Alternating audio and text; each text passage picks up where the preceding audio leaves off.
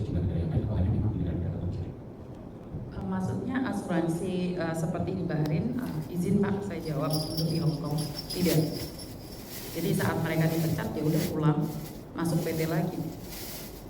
Dan kenapa saya lebih tidak menyalahkan siapapun, karena sekarang ini bukan yang terjadi di PT yang bermasalah, kembali lagi ke mental anak-anak. Jadi saya tidak menyalahkan dari pihak pemerintah ataupun dari P3MI ataupun dari siapapun. Mental anak-anak kita itu, ekspektasi mereka itu mendapatkan pekerjaan yang enak, bisa tokan dan dapat gaji yang enak. Nah, sebenarnya saya menyatakan bahwa mental kita itu sebelum berangkat ke luar negeri, dan khususnya P3MI, mereka itu karena sekarang ini kalau ngeras ke anak-anak yang mau berangkat, mereka nggak ada CPNI, bisa dibilang seperti itu bapak-bapak. Saat memberikan informasi secara lugas, mereka disenangin, tapi pada faktanya nyampe di luar negeri tidak sesuai dengan apa yang mereka inginkan. Karena saya mendengarkan banyak sekali agensi yang ada di Hong Kong, anak baru kerja 3 hari udah bilang apa? Stres saya, gila, masa saya kerja nggak boleh pegang HP? Kok saya kerja disuruh-suruh sih? Itu ada di konten saya, dia telepon saya secara langsung dan dia menanyakan, hak saya sebagai warga negara Indonesia yang bekerja di Hong Kong, kenapa saya diperlakukan seperti ini? Nah, ini yang menjadi aneh. Ekspektasimu kerja di luar negeri itu sebagai apa? Dan kalau PT didiknya terlalu parah, memberitahu tentang mental, ini juga salah.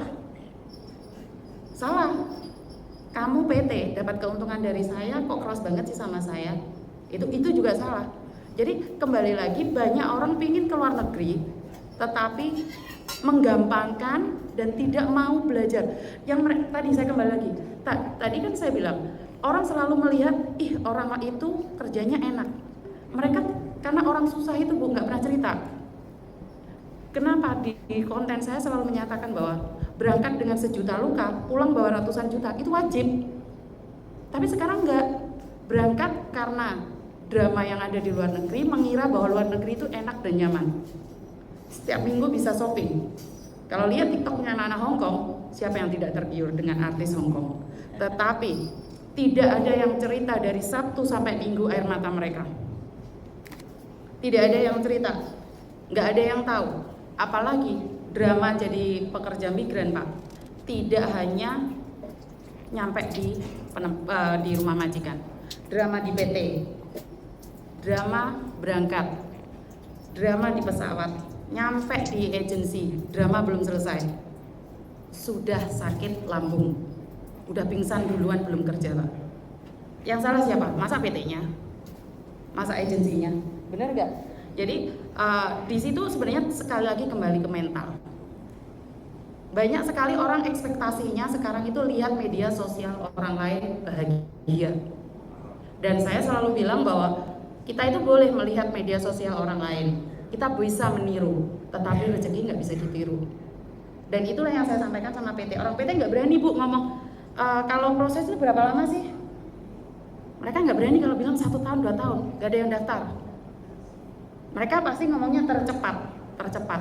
Dan saya kalau ditanyain, karena saya tidak ada hubungan dengan penempatan, saya tidak pernah ada hubungan dengan P3MI. Kenapa? Karena saya lebih memilih edukasi. Dan kenapa saya mengkritisi media sosial pemerintah? Kenapa mading? Lihat, KP2MI ngomongnya ini aja. Benar gak? Benar gak?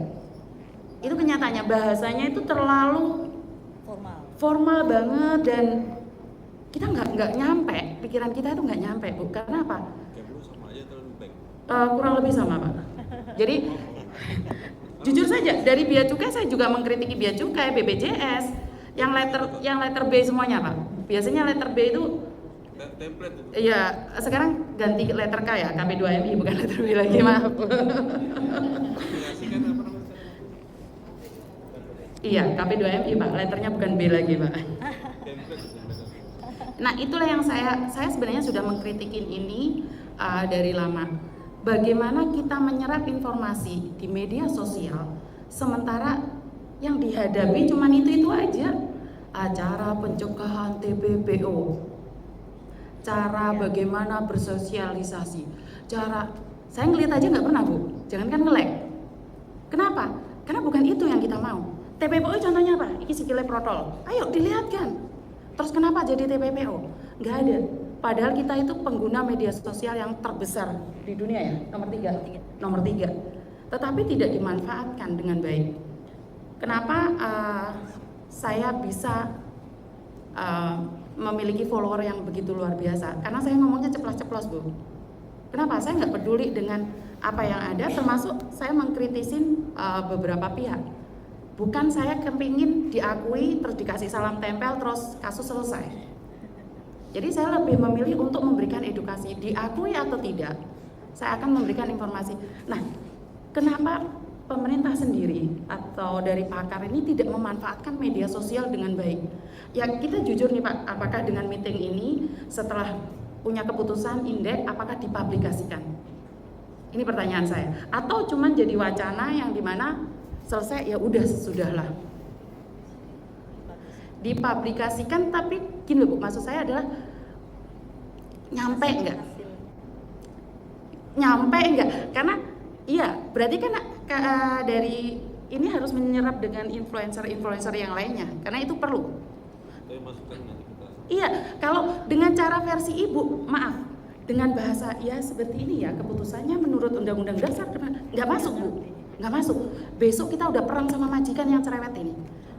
Nggak bisa, kalau Bapak Ibu mengatakan, oke, menurut undang-undang berdasarkan undang-undang, nggak nyampe Bu. Besok itu piring pecah sama majikan. Kalau saya dengerin undang-undang, tetapi saya berbicara secara fakta.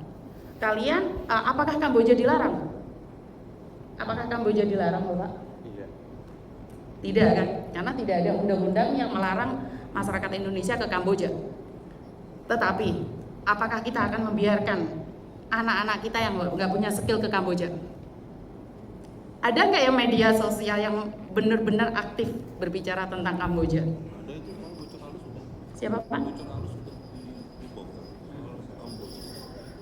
Iya, tapi gini loh Pak, bahasanya kan beda Pak. Masyarakat kita levelnya kan jurnalis Pak. Sementara itu. Tapi itu paling nggak saya tahu. Dari saya tahu. Tadinya saya nggak tahu. Ah iya dari itu. Level tapi kan tujuan kita bukan ke bapak-bapak dan ibu-ibu. Karena akhirnya backingnya juga banyak gitu.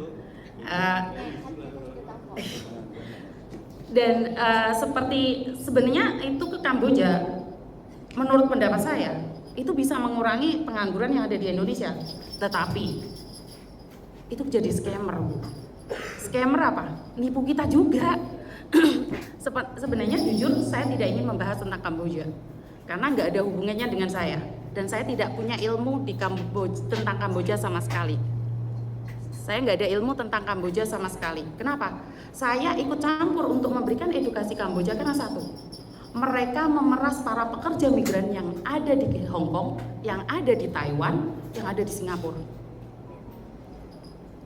Gimana Bu? scam. Kan mereka scammer Bu. Bekerja sebagai scam. Betul.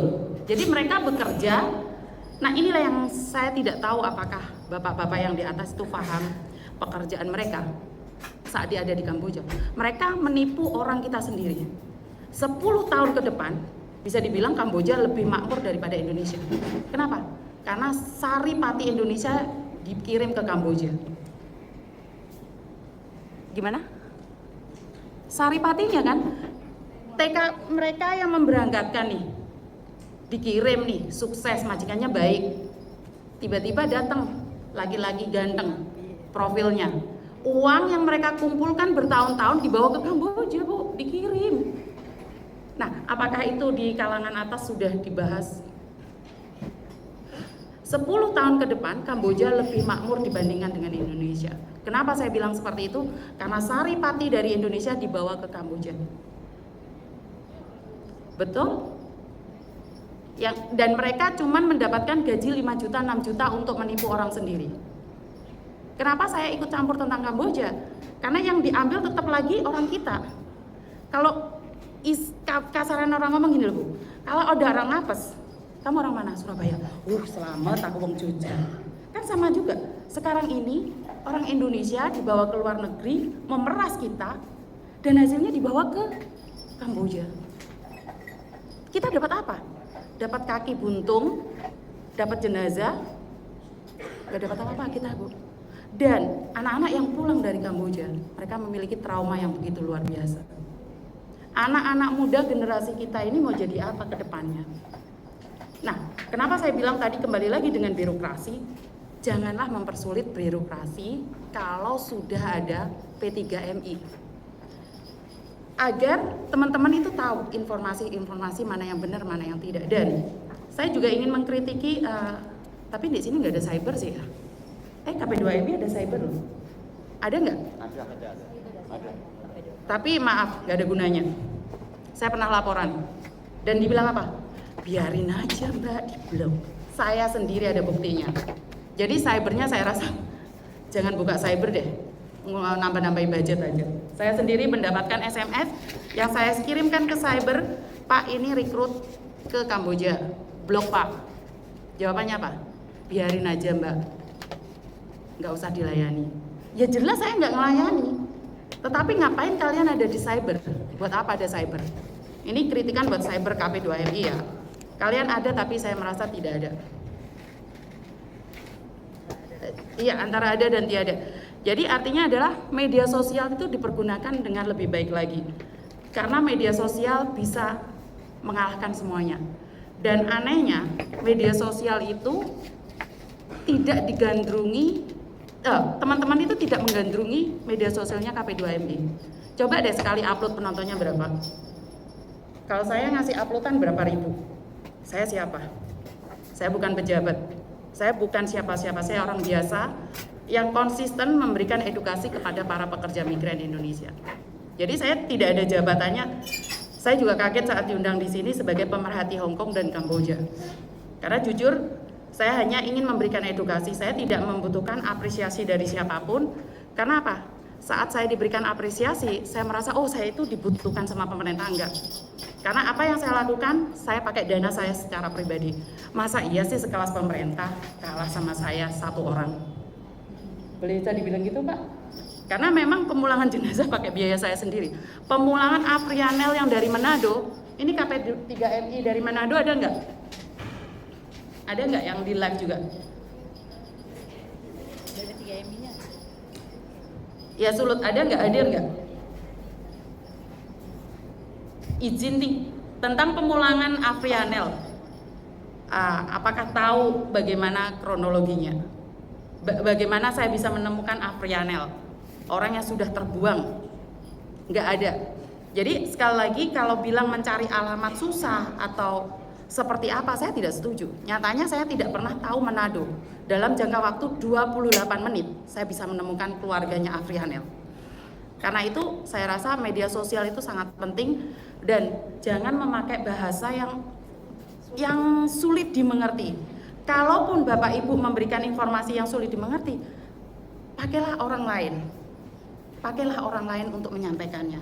Karena kalau bahasa yang terlalu formal seperti yang saya sampaikan, maaf izin, kadang-kadang saya nyampe di sini itu ngantuk Bu, karena bahasanya itu high level Bu. Karena kan saya kumpulannya beda banget. Jadi saya bacanya itu tadi agak ngeluh-ngeluh dikit. Dan seperti informasi yang tadi dari Bahrain, itu adalah salah satu efek bahaya bagi saya pribadi sebagai orang yang perlindungan. Kenapa? Kan ini mandiri. Benar nggak mendapatkan informasi dari media sosial, dari teman atau dari saudara? Ibu tahu nggak apa yang terjadi di Kamboja itu? Media sosial.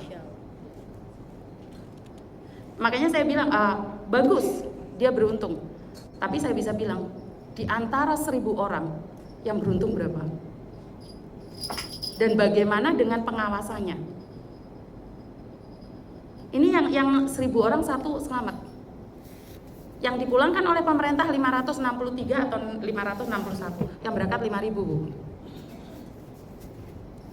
Makanya saya sendiri sebenarnya sudah mengundurkan diri untuk tidak membahas tentang Kamboja, tetapi janji saya ingin kari lagi karena saya harus memulangkan salah satu jenazah yang berasal dari Nias, satu, dan yang satu lagi dari Manado, tapi sudah disanggupin oleh pemerintah Manado. Dan satu lagi dari Sumatera Utara, saya lupa alamatnya secara jelas. Jadi untuk kemanusiaan saya tidak akan pernah mundur, dan jujur saya hanya butuh dukungan saja dari Bapak Ibu yang ada di sini. Dan untuk prosesnya tolong kalau yang resmi jangan dipersulit, itu aja pesan saya. Terima kasih.